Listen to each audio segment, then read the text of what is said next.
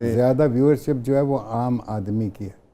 आम आदमी अपने आप को देखना नहीं चाहता, या लोग उसको दिखाना नहीं चाह रहे, ये मुसल्लत किया गया है। ये मुसल्लत किया गया है, मैं समझता हूँ, क्योंकि एक पैटर्न जो हमारा बना हुआ है इस वक्त, जिसमें हम खुद काम कर रहे हैं, वो पैटर्न यही है। सिसकती हुई रोती हुई ख़वातीन, यंग लड़कियों के प्रॉब्लम्स और मसाइल, साइकोलॉजिकल मसाइल, या मोहब्बत इधर थी शादी उधर हो गई, यू नो, सास ने ये कह दिया, बहू ने ये हो गई तो फलाना हो गया, तो इससे भरपूर है। कई दफ़ा तो मेरा दिल करता है यार ये सीन ठीक है, कई दफ़ा ऐसा होता है मैं सेट पे आके पूछता हूँ ये मैं कौन से वाला अब्बा हूँ।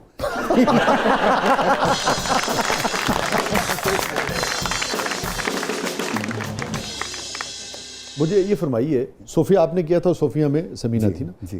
कितना आसान है समीना साहबा को डायरेक्ट करना? डायरेक्ट करना नहीं, वो सेंसिटिव हैं, बहुत सेंसिटिव इन द सेंस वो अपना कैरेक्टर जो कर रही होती हैं उस ज़माने में, हाँ, जो कर रही हैं शूटिंग, हाँ, उसको वो घर ले आती हैं, मैं उस कैरेक्टर को वहाँ पे छोड़ के आता हूँ। ठीक है, एक तो ये डिफरेंस।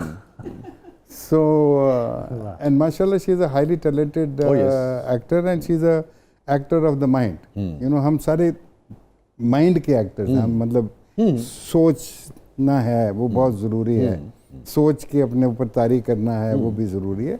तो समीना जब घर ले आती हैं कैरेक्टर, उसके फिर हमें छुपना पड़ता है। अगर कैरेक्टर गलत हो तो मुसीबत पड़ जाती है। तो कर्ब के दिनों में तो बड़ी मुश्किल हुई होगी आपको? हाँ, नहीं, कर्ब का बड़ा इंटरेस्टिंग था, because curb was real story. हाँ, this actually happened with Samina की एक बहुत करीबी दोस्त थी, उनके साथ ये सारा वकूआ हुआ था कि उन्होंने एक रिफ्यूज दी एक बच्ची को, और किस तरह उस बच्ची ने उसका पूरा घर टेक ओवर कर दिया, और फिर उसने खुद हालात को देखते हुए और अपने ख़ानदान को एक रखते हुए उसने खुद अपने मियाँ की शादी उस लड़की से की। ये really it happened. Dennis Isaac को पेशावर से बुलाया गया। क्या कह रहे हैं? डेनिस साहब के साथ हमने उससे पहले काम किया था। अगेन स्क्रिप्ट की बात आती है कि मुझे एक फ़ोन आया पेशावर से तारिक सईद साहब का, मेरी मुलाकात उनसे नहीं थी पहले, मैं नाम सुना हुआ था। तारिक सईद साहब ने वो किया था ना करोबी, उसी की मैं बात करने लगा। तो मुझे कहा कि जी ये हम कर रहे हैं, तो अब टीवी आपको अफोर्ड नहीं कर सकता फ्रैंकली स्पीकिंग, इधर से आप पेशावर जाएं 15 दिन, फिर 15 दिन, फिर 15 दिन, तो क्या यार किस तरह मैनेज किस तरह करेंगे इसको। तो मैंने रिफ्यूज़ कर दिया। कुछ देर बाद मुझे शाम तक डेनिस आइजक का फ़ोन आ गया। डेनिस से मेरी थोड़ी सी मुलाकात पहले थी। उसने कहा उस्मान साहब एक काम कर लीजिए, ना करें सीरियल, ये मेरा बड़ा प्यारा सीरियल है जो मैंने लिखा है, और जब मैं लिख रहा था आप दोनों मेरे जहन में थे, आप कम से कम इसको पढ़ लें, पढ़ के मुझे हिदायत करें कि कैसा मैंने लिखा है। रात को मैंने बैठ के सुबह 4 बजे तक उस स्क्रिप्ट को ख़त्म किया। उसके बाद हम गिर चुके। क्या कहानी थी, क्या तारिक साहब ने और आप सब ने? उसके बाद मैंने समीना को पढ़ाया, हम फिर वी डिड दैट। अब आप सोचिए कि जब वो ख़त्म हुआ तो मेरी जेब से उस ज़माने में कोई 2.5-3 लाख रुपए लग चुके थे। I paid from my own pocket, क्योंकि वहाँ जाना, बिकॉज हाँ पीटीवी के पास बजट नहीं होते थे, उनके पास ठहराने तक का तो बजट नहीं होता था। क्या करते वो, यू सी 7 करोड़ के लिए आपको, समीना जी को, तारिक भाई को, तारिक सईद साहब को, डेनिस साहब को, डेनिस साहब तो चले गए दुनिया से, मगर बहरहाल देखिए लोगों का काम रह जाता है। उस तरीके के जो कैरेक्टर्स अब नहीं मैसर, उसी जिस तरह दरिया के अंदर असगर नदीम सैयद का पहला ऑलमोस्ट फर्स्ट, जी बिल्कुल ही पहला ही था, उनकी पहचान बना। था भी 25 मिनट वाला, उसमें हमारी तलाक भी करा दी गई। जी वो तो बड़ा उस जमाने का मशहूर तरीन वाक़या था। मैं तुझे तलाक देता हूँ, तुझे तलाक देता हूँ, मैं तलाक देता हूँ।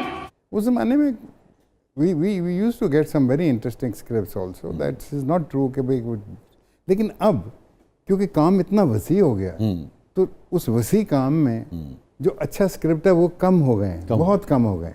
अच्छा फरमाइए, जब ये वाक़या हुआ था दरिया वाला, और वो हर तरफ, हर अखबार में, हर उसमें, और ये आपकी अपनी ज़ाती जो निजी ज़िंदगी थी उसके ऊपर उसके क्या असरात पड़े? क्योंकि बहुत मेरे ख्याल में पहले तो हमने एज अ कॉमेडी लिया उसको कि ये क्या, शुरू में ये क्या बकवास है, यू नो, ठीक है, ड्रामा है, ये क्या स्टूपिडिटी है, यू नो। उसके बाद वो कंट्रोवर्सी बढ़ती चली गई, यहाँ तक बढ़ गई कि वो बेनज़ीर साहिबा की डॉटर ऑफ द ईस्ट के एक चैप्टर के अंदर इसके ऊपर मेंशन है, आधा चैप्टर इसके ऊपर है।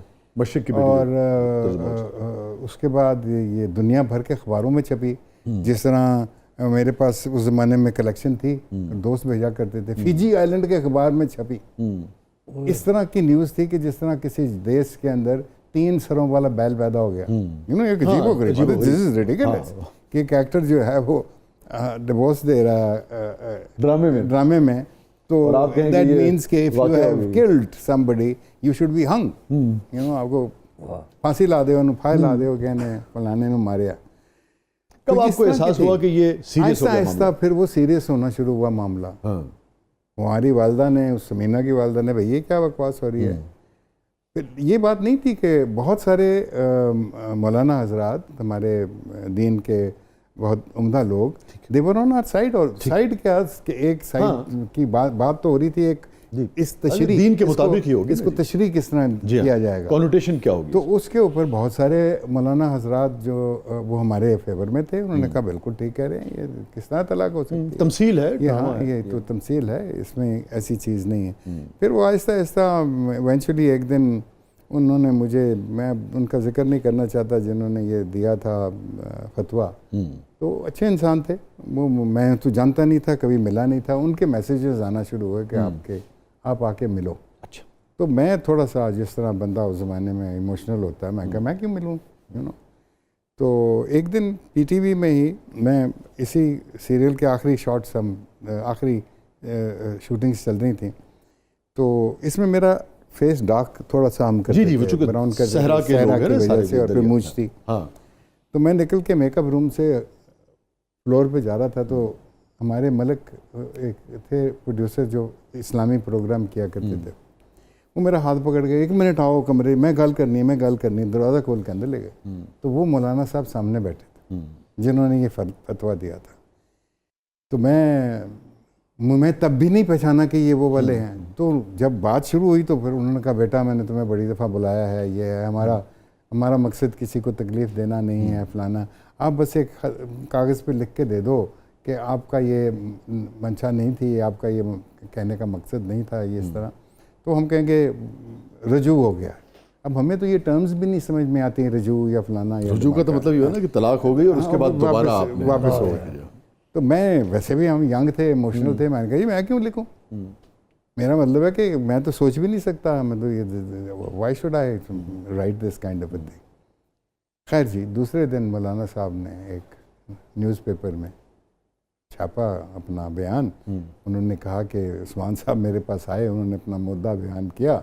उनकी बात सुनने के बाद मैं ये समझता हूँ कि उनका रुजू हो चुका है और इस मसले पे अब मैं किसी से किसी किस्म की बात नहीं करना चाहता। He wanted to get out of it anyways, क्योंकि उसको भी, उन बेचारों को भी नहीं पता था कि क्या, यू नो, डार्कनेस के अंदर किसी ने जाके बकवास की, उनको समझ आधी आई आधी नहीं आई, उन्होंने कहा जी हो गया। तो इस तरह की चीज़ थी, लेकिन इट वाज एम्बैरेसिंग इन अ वे। दुनिया में लोग, यार तुम्हारा मज़हब, अच्छा ड्रामे में काम करते हुए ये हो गया, तो वो ज़रा एम्बैरेसिंग था। दोबारा आपने फिर ड्रामे में तलाक तो नहीं दी होगी? नहीं, कोशिश की किसी और को देने की।